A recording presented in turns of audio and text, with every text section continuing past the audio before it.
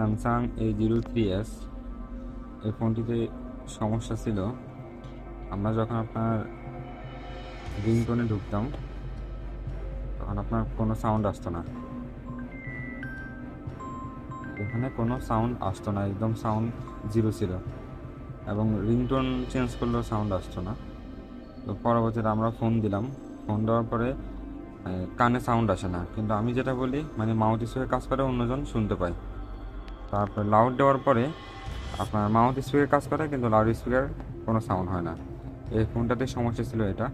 তো CPU revolve খুলে সিপিইউটা revolve করলাম, তারপর এখন সব সমস্যার সমাধান হয়ে গেছে।